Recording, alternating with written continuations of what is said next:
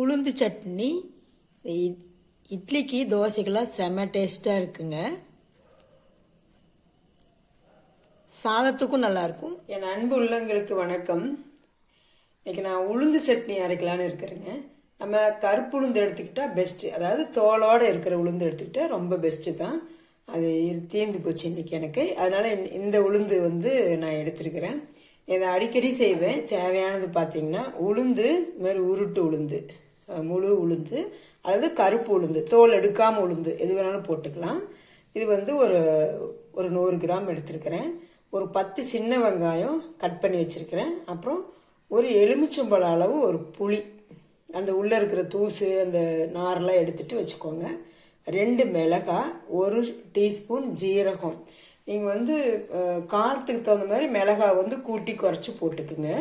ஒரு தக்காளி, அப்புறம் ஒரு 10 பல் பூண்டு, ஒரு சின்ன இஞ்சி பீஸ், இவ்வளோதான் போட்டிருக்கேன். அதிகமாக இதுக்கு வேண்டாம். ஒரு கொத்து கருவேப்பிலை. இப்போ இதை நம்ம எல்லாம் தனித்தனியாக வறுக்கணும். வறுத்துட்டு வந்துடலாம். இதை தனியாக வறுக்கணும், இதெல்லாம் 3 ஒன்றா வறுக்கணும். நம்ம அதை வறுத்துட்டு வந்துடலாம். இப்போ எண்ணெய் நல்லெண்ணெய் ஊற்றிக்கோங்க. இந்த உளுந்து சட்னிக்கு நல்லெண்ணெய் பெஸ்ட்டாக இருக்கும். இல்லை நான் நல்லெண்ணெய் எங்களுக்கு பிடிக்காது அப்படின்னு சொன்னால் நீங்கள் என்ன எண்ணெய் யூஸ் பண்ணுவீங்களோ அதையே போட்டுக்கோங்க. இப்போ எண்ணெய் காஞ்சிருச்சு. நம்ம இந்த உளுந்து போட்டு வறுத்துக்கலாங்க. இந்த உளுந்து நல்லா செவக்க வறுக்கணும். புதுசாக செய்கிறீங்க அப்படின்னா, உளுந்து வறுபட்டது தெரியல அப்படின்னா, நீங்கள் நல்லா அந்த உளுந்தோட கலர் மாறி வரும்போது உளுந்து வாசம் நமக்கு நல்லா கம்மன்னு வரும். அப்போவே அது வறுபட்டுச்சுன்னு அர்த்தம். அல்லது ஒன்று எடுத்து வாயில் போட்டிங்கன்னா நல்லா கடிபட்டுருணும், அப்போ வறுத்துருச்சுன்னு அர்த்தம். இப்போ இது நல்லா வறுபட்டுருச்சுங்க. இப்போ இந்த அளவு வறுபடணும். கலர் பார்த்தீங்கன்னா சேஞ்ச் ஆகிருக்கும். இந்த அளவு வறுபடணும். இப்போ நம்ம இந்த உளுந்தை தனியாக எடுத்துக்கலாங்க. உளுந்து ஒரு 4 நிமிஷமாட்டம் வறுக்கணுங்க. அதனால தான் நான் அதை தனியாக வறுத்துக்கிட்டேன்.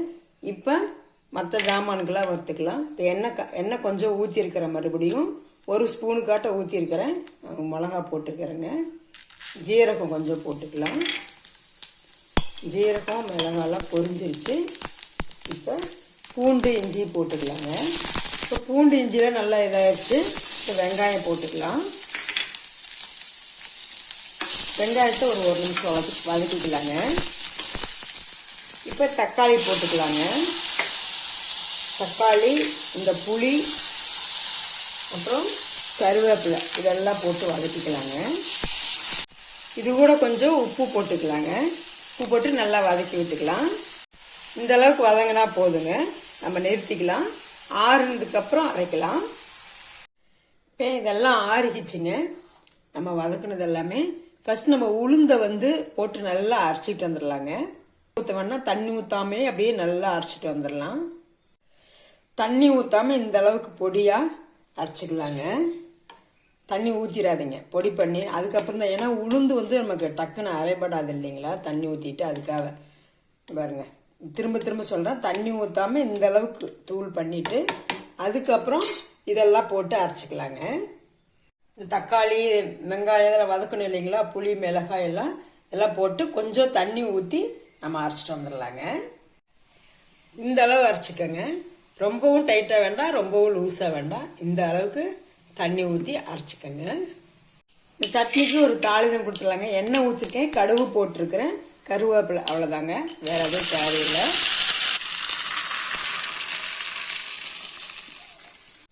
இப்போ நமக்கு உளுந்து சட்னி ரெடி ஆயிடுச்சுங்க. சட்னி நமக்கு சூப்பராக ரெடி ஆயிடுச்சுங்க. நமக்கு உடஞ்ச எலும்பு கூட ஒட்ட வைக்கக்கூடிய சக்தி உளுந்துக்கு இருக்குது. நம்ம வாரத்தில் ஒரு முறை உளுந்து சட்னி, உளுந்து கஞ்சி, உளுந்து புட்டு, அது மாதிரி ஏதோ ஒரு வகையில் நம்ம எடுத்துக்கணுங்க. நமக்கு குழந்தைங்கள்லேருந்து பெரியவங்க வரல எல்லாத்துக்குமே இந்த உளுந்து ரொம்ப ரொம்ப சத்தானது.